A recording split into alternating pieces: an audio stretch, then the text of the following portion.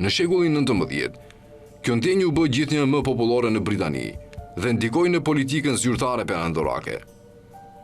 Dheu i Palestinës pret kthimin e fëmijëve të tij të dëbuar dhe përdorimin e industrisë konform mundësive bujqësore për të shpërthyer përsëri në begati dhe për qenë përsëri ajo që ka qenë në ditët e Solomonit. Kështu shkruante fisniku dhe komandanti ushtarak skoces John Lindsay. Kësaj ndjenje ju bë jehon nga David Hartley, një filozof anglez, i cili shkruante: "Ka mundësi që hebrejt do të rikthehen në Palestinë." Procesi nuk je plotësisht i suksesshëm deri në çastin kur mori mbështetjen e Shteteve të Bashkuara. Edhe këtu kishte një histori të sankcionimit të idesë një kombi hebre, që kishte të drejtë të rikthehej në Palestinë dhe të ndërtonte një Sion. Në të njëjtën kohë që protestantët në Europë artikulonin këto pikpamje, ata u shfaqën në një formë të ngjashme edhe përtej Atlantikut.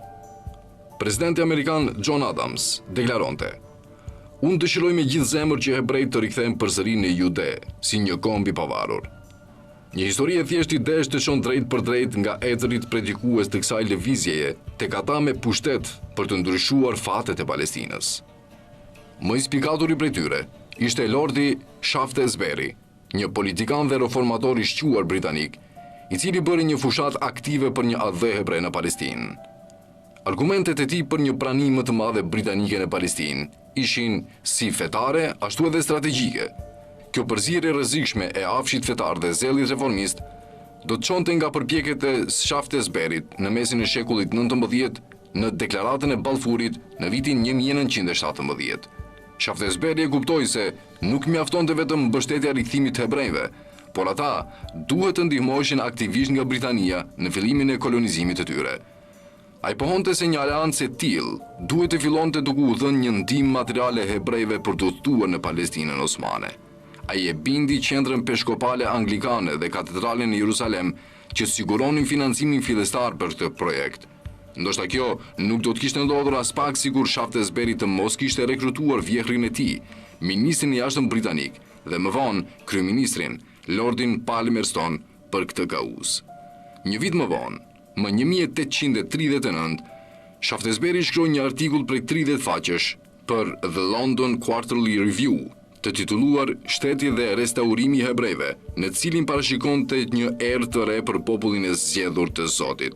Ai këmbgulte që hebrejt duhen inkurajuar që të rikthehen në numra gjithnjë më të mëdhej dhe të bëhen përsëri burri i Judes dhe Galiles, ndonse padyshim një popull kokfort, zemërzi dhe i zhytur në shturje morale, shpirt ngushtësi dhe mosnjohje të Ungjillit. Ata jo vetëm që ja vlen të shpëtohen, por edhe janë jetik për shpresën e shpëtimit të krishterimit. Lobimi i Shaftesburyt tek Palmerstoni rezultoi suksesshëm. Më shumë për shkaqe politike se sa fetare, edhe Palmerstoni u bë një mbështetës i rikthimit të hebrejve në Palestinë. Mes faktoreve të tjerë që luajtën rol në vendimet e tij, ishte edhe pikpamja që hebrejt mund të ishin të dobishëm duke ndihmuar në rrëzimin e perandorisë osmane dhe duke arritur kështu në realizimin e objektivit kyç të politikës së jashtme britanike në atë rajon. Palmerstoni shoi ambasadorit britanik në Istanbul më 11 gusht 1840 në lidhje me përfitimet e dy anshme të osmanëve dhe britanikëve nga lejimi i hebrejve për të rikthyer në Palestinë.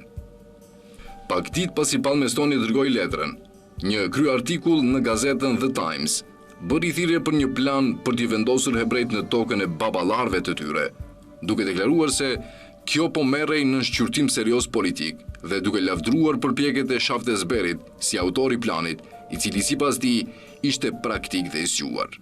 Kështu, konti i Shaftesburyt përshkruhej si kryepropozuesi i sionizmit të krishterë në shekullin 19 dhe politikani i parë i spikatur që provoi t'i hap rrugën hebrejve për të ngritur një adhe në Palestinë.